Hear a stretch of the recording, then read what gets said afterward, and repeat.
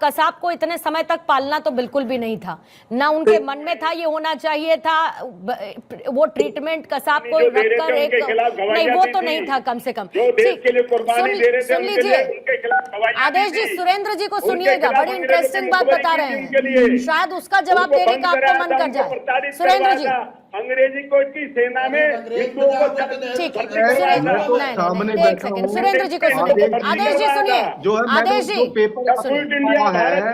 ये बीसीआईसी का पेपर है जिन्होंने 2 लाख सुरेंद्र जी को सुन लीजिए। आदेश जी, पैसा नहीं मिला है। आदेश जी सुनिए। रही कसाब वाली बात आपने बताई, उसके पालने में भी भ्रष्टाचार किया है कांग्रेसियों ने।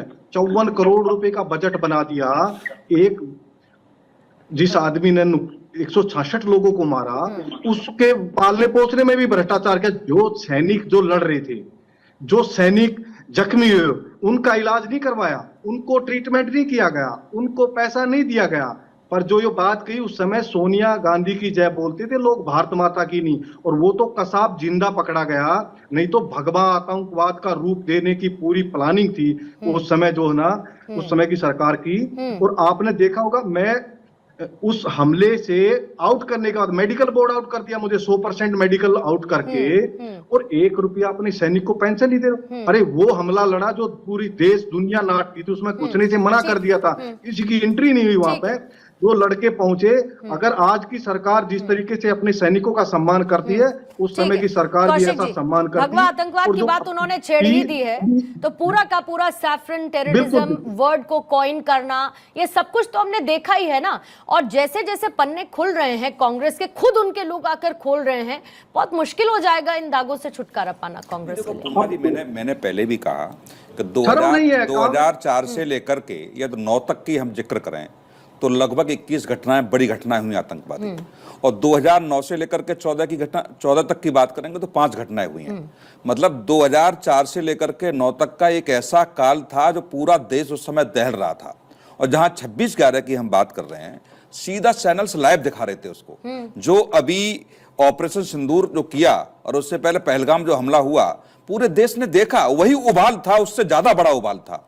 कई घंटे तक जिस देश ने लाइव कार्यक्रम देखा हो कि किस तरीके से आतंकवादी हमारे बीच के, हमारे साथ के लोगों को मार रहे हैं, उसके बावजूद भी कांग्रेस ने दूसरी कहानी करने का प्रयास किया।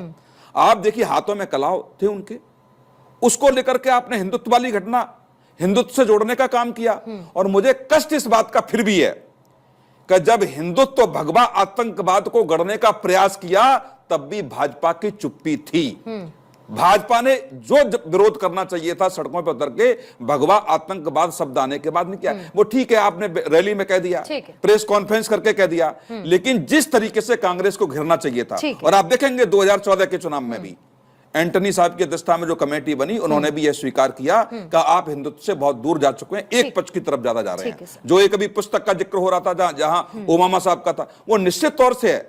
और ये आप जोड़ने का प्रयास इस बात को कीजिए कि 2004 से 9 में जब 20 बड़ी घटनाएं होती हैं, फिर भी कांग्रेस की सरकार इसलिए आती है क्योंकि वो एक ऐसे खास वर्ग के साथ खड़ी थी, उसका भरपूर वोट कांग्रेस को मिला, इसीलिए वो सत्ता में वापस आई। 26/11 का दर्द, 175 लोगों की जान जाना, ये तो तय है कि वो किसी डिप्लोमेटिक भाषा से या शांति संदेश से उस दर्द को भरा नहीं जा सकता था, जो उस वक्त की सरकार ने किया, बकौल उस वक्त के गृह मंत्री रहे पी चिदम्बरम की जुबान, जिसका जवाब कांग्रेस को आज नहीं तो कल देना ही पड़ेगा। बहुत बहुत शुक्रिया आप सभी का। धनंजय जी, आदेश जी हमारे साथ जुड़े, संजय राणा जी, सुनील कौशिक जी हमारे साथ मौजूद थे, सुरेंद्र सिंह जी आपका भी धन्यवाद।